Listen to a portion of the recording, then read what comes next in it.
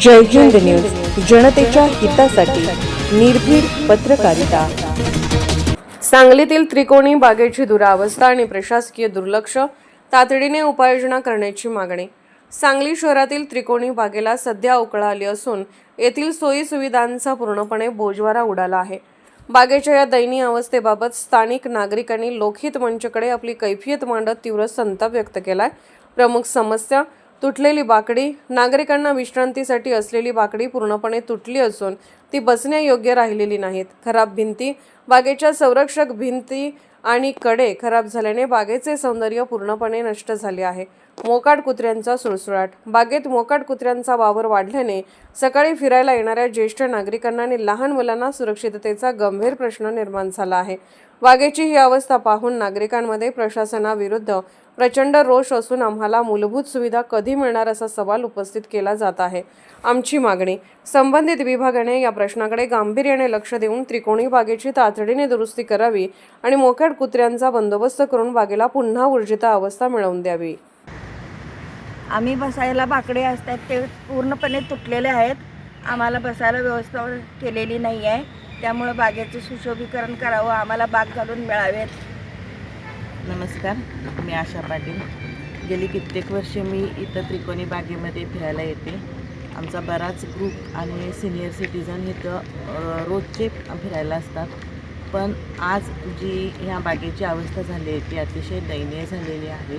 तिच्यामध्ये जे बाजूचे कटडे आहेत ते सगळे ढासळलेले आहेत। बसायला वृद्ध लोकांना बाकडी होती ती बाकडी नाही आहे। बाजूला जी लहान मुलांच्यासाठी खेळणी होती किंवा घसरगुंडी वगैरे असले काही खेळ होते ते इथून काढून नेलेले आहेत। आणि बागेच्या बाजूला जे गटार केलेलं आहे ते पूर्ण ओपन आहे। सगळा कचरा त्याच्यामध्ये टाकला जातो आणि त्याच्यामुळे तिथं पाणी तुंबून वास येतो।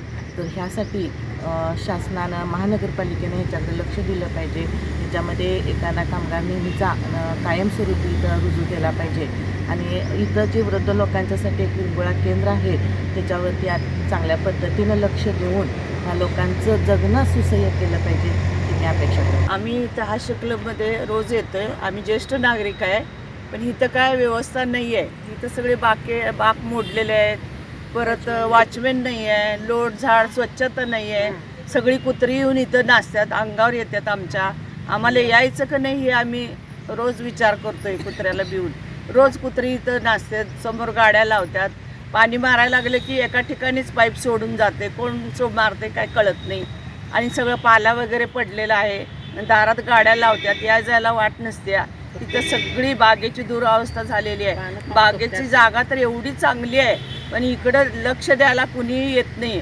आज वर्ष झालं वॉचमॅन नाही आहे तिथं, त्याच्यामुळं तुम्ही ह्याची दखल घ्यावी आयुक्तांनी, ही माझी विनंती आहे। 20 वर्ष आम्ही त्रिकोणी बागेत हास्यकल्प चालू आहे।